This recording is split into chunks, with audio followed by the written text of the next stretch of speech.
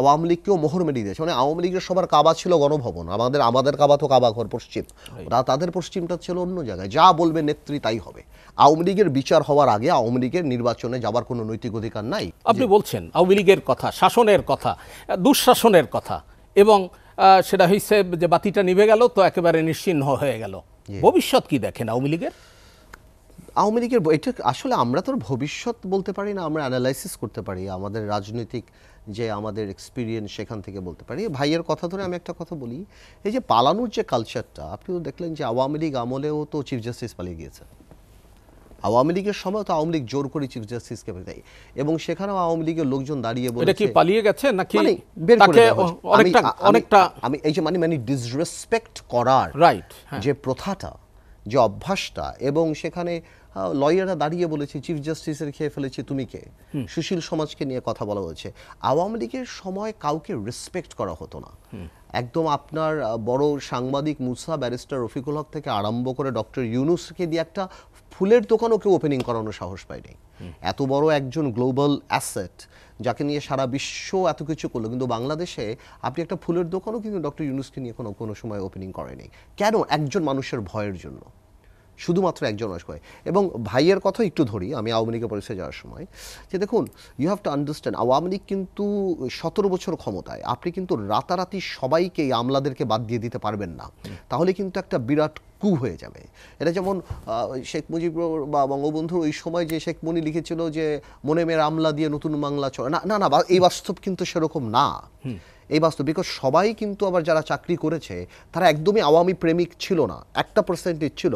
আর একটা তো মানুষের চারিত্রিক বৈশিষ্ট্য সরকারি অফিসারের, যে তাদের সাথে ভাঁজ দিয়ে থাকার। কিন্তু 17 বছর যে এক্সপার্টিসটা ডেভেলপ করেছে, আপনি কিন্তু রাতারাতি বাংলাদেশ বিশ্ব পরিমণ্ডলে যে ওয়ার্ল্ড কম্পিটিশনে যেখানে চলে আসছে, এলএনজি ড্রাফট করতে হচ্ছে, এসপিএম কন্ট্রাক্ট ড্রাফট করতে হচ্ছে, পাওয়ার সেক্টর বলেন, বিদ্যুৎ এই সেক্টর ওই সেক্টর, এলএনজি, এগুলিতে কিন্তু আপনার এক্সপার্টিস লাগবে। আপনি কিন্তু হঠাৎ করে রিটায়ার্ড একজন লোক বা 17 বছর আগে চাকরি চলে গেছে তাকে আজকে নিয়ে এসে আপনি কিন্তু তাকে দিলে এটা মুশকিল পড়ে যাবেন। আপনার আপাত দৃষ্টিতে আপনি মনে করতে পারেন যে আমি প্রতিশোধ নিয়েছি, কিন্তু আপনার দেশ কিন্তু স্থবির হয়ে যাবে। সো এখন যে ইন্টারন্যাশনাল এঙ্গেজমেন্ট বাংলাদেশে, সেটা কিন্তু 20 বছর আগে ছিল না। গ্লোবালি বাংলাদেশ যত ইম্পর্টেন্ট হয়ে গেছিল, আগে আমরা ভারতের কথা গোপনে শুনতাম, পাকিস্তানের কথা গোপনে, এখন রাজনীতি তো ওপেন হয়ে গিয়েছে, ভারতের কি অবস্থান, আমেরিকার কি স্টেক, সব কিছু। তো আমার মনে হয় কি, I have to come back to politics, that পলিটিশিয়ানই পারবে এই জিনিসটাকে ব্যালেন্স করতে, যে যারা সরকারে ছিল, যারা অনেকেই ছিল, যেসব সেক্টরে দুর্নীতি হয়েছে, যা হয়েছে, তাদের মধ্যে থেকে ভালো পার্টগুলিকে বের করে নিয়ে এসে তাদেরকে ওই রিল্যাক্স, এই গ্রেসের জায়গায় দিয়ে, যে ভাই ডোন্ট ওয়ারি, যা হওয়ার হয়েছে তুমি আমাকে তোমার বেস্ট পারফরমেন্সটা দাও। অ্যাট দ্য সেম টাইম আপনারা যদি সবাই মনে করে যে বিপ্লবের দিকে তাকিয়ে সবাইকে আমি বার করে দেবো, সবাইকে আমি বের করে দেবো, কেউই থাকবে না, তাহলে কিন্তু আপনি হয়তো মনস্তাত্ত্বিকভাবে একটা যুদ্ধে আপনি জিততে পারবেন, কিন্তু আপনার কিন্তু একটা বিরাট ভ্যাকুয়াম সৃষ্টি হয়ে যাবে, এবং আপনি কিন্তু রাতারাতি এই এক্সপার্টিস আনতে পারবেন না। এগুলি কিন্তু একটা বড় ব্যাপার। সো এই জিনিসও মাথায় রাখতে হবে। আচ্ছা, সেকেন্ড, আপনি যে পলিটিক্সের কথা বললেন, দেখুন বাংলাদেশ তো এই ধরনের পলিটিক্স কোনোদিন ফেস করে নাই। 75-এর 15ই আগস্টের পর আমি আগেও বলেছিলাম, বঙ্গবন্ধু হত্যা বা শেখ মুজিবুর রহমান ওই হত্যাকাণ্ড হয়েছে, কিন্তু অপমানিত হয়নি। এবার কিন্তু অপমানিত হয়েছে, অসম্মানিত হয়েছে। এবং এটা আল্লাহর তরফ, আমি আপনার সাথে বলছি, এটা আল্লাহর তরফ থেকে এসেছে প্রচণ্ড অহংকারের কারণে। এবং আপনি যখন আপনার নিজেকে থার্ড ইসে বলেন যে আমি পার্থ, আমি হবে না, যে আমি শেখ হাসিনা, আমি পালাবো না, হ্যাঁ, এই যে একটা অহংকারের জায়গা, শেখ হাসিনা পালায় না, আমি কখনোই, কেউ আমাকে সরাতে পারবে না। পার্লামেন্টে বসে আপনি যখন বলছেন, কেউ হজরত বলছেন, কেউ ওমর রাদিয়াল্লাহু আনহুর আমলে এমন উন্নয়ন হয় না ইসলামের যত হয়েছে, যেখানে হজরত মুহাম্মদ সাল্লাল্লাহু আলাইহি ওয়াসাল্লামকে নিয়ে কথা বা ধর্মীয় অনুভূতিতে আঘাত দিলে 2 বছর, সেখানে শেখ বঙ্গবন্ধুকে নিয়ে কথা বলে বা শেখ মুজিবের কথা বলে 10 বছর, 5 বছর। তো এই জিনিসগুলি তো আসলে একটা পর্যায়ে যে আমি শিওর আমরা মুসলমান মানুষ, এটা তো আওয়ামী লীগকেও মোহর মেরিয়ে দিয়েছে। মানে আওয়ামী লীগের সবার কাবা ছিল গণভবন, আমাদের কাবা তো কাবা ঘর পশ্চিম, তাদের পশ্চিমটা ছিল অন্য জায়গায়, যা বলবে নেত্রী তাই হবে। তো ওই জিনিসটার জায়গাটা তো এই পতনটা বাংলাদেশকে এগিয়ে নেওয়ার জন্য তো অত্যন্ত দরকার ছিল। এবং যেটা বলছিলাম যে 75-এর 15ই আগস্টের পর যখন নেত্রী দেশে আসে, তখন তার পাশে রাজনৈতিক পরিপক্ক লোক ছিল, যারা বিখ্যাতও ছিল, বিশ্বস্তও ছিল।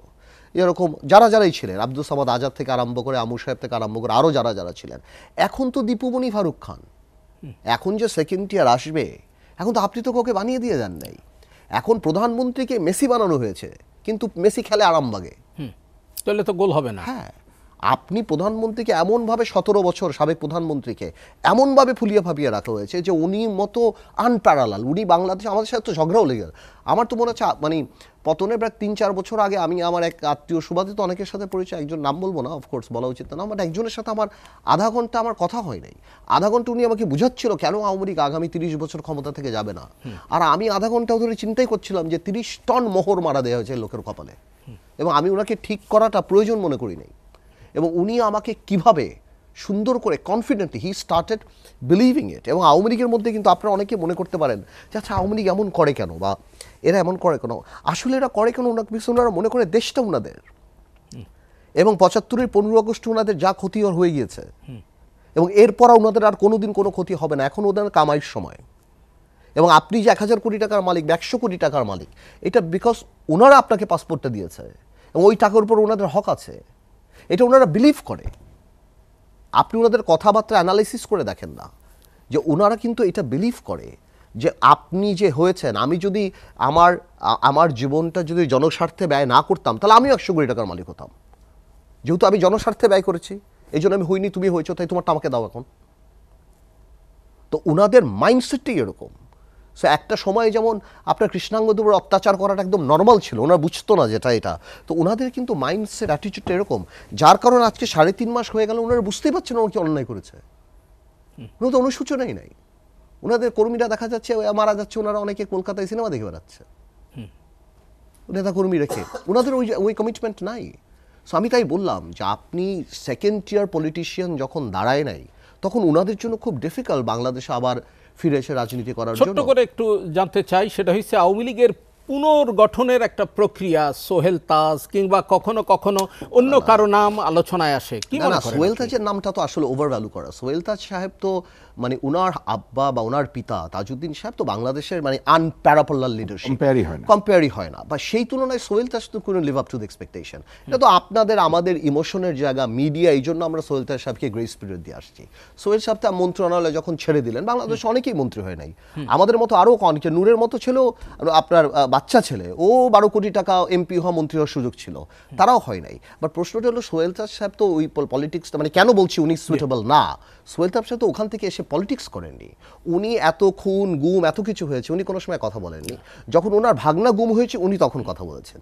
উনি এমপিশিপ ছেড়ে দিয়েছেন, কিন্তু ওনার বোন যখন ক্যান্ডিডেট ছিল ওইটার ক্যাম্পেইন উনি করেছেন।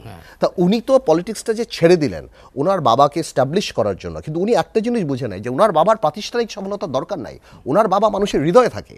রাদার উনি যদি শেখ হাসিনায় ছেড়ে দিয়ে আজকে দল গঠন করতো বা করতো, আমি এই কথাগুলি বলছি because at some point of time we looked up to him, আমরা ওনার দিকে তাকিয়েছিলাম যে সোহেল ভাইয়ের মতো একজন মানুষ আসবে রাজনীতিতে। বাট ওনার বাবা দিয়েছে 6 দফা, উনি দিয়েছে 6 প্যাক। তো আপনি যদি উনাকে এখন আওয়ামী লীগের সভাপতি বানান তো নৌকা ছাড়া ডাম্বেল হবে আওয়ামী লীগের মার্কা। সরি, আপনি ওনাকে কোনোভাবে অ্যাকোমোডেট করতে পারবেন না। শেষ করি, আপনি অন্য কাউকে যদি নিয়ে আসেন ওরকম লোক বা এই লাইবিলিটি নিবে কেন?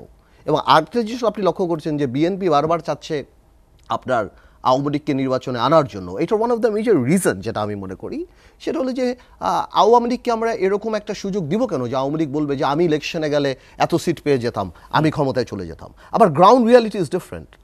আমি পার্সোনালি নৈতিকভাবে চিন্তা করি আওয়ামী লীগের বিচার হওয়ার আগে আওয়ামী লীগের নির্বাচনে যাবার কোনো নৈতিক অধিকার নাই, যেটা সার্জিস হাসনাত বা যারা আছে তাদের জন্য তারাও এটা মনে করে।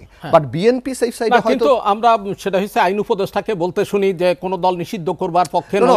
ইটস ওকে, এটা তার হতে পারে, বাট গ্রাউন্ড রিয়ালিটি তো মানতে হবে। বাংলাদেশে যে 1500, 2000, 2500 লাশ যে বিভিন্ন এলাকায় চলে গিয়েছে, আওয়ামী লীগ অফিস করলে ওখানে মার খাবে, বের হতে পারবে না, সেকেন্ড ইয়ার আবার মার খাবে, বিকজ মানুষের মধ্যে এখনো হাজার হাজার মানুষ পঙ্গু। তো ওই জিনিসটা গ্রাউন্ড রিয়ালিটি যেটা, যে মোরাল যে পাওয়ারটা, 75-এর পর আওয়ামী লীগ যা এসেছে বঙ্গবন্ধু হত্যার বিচার করবো, যুদ্ধাপরাধীর বিচার করবো, কিন্তু এখন আওয়ামী লীগ কী করবে? আওয়ামী লীগ কিন্তু বিক্রি করার কিছু নাই। সো আই থিঙ্ক, আমি কোনোদিন বলবো না অসম্ভব, but it will be very difficult for Awami League to come back to politics.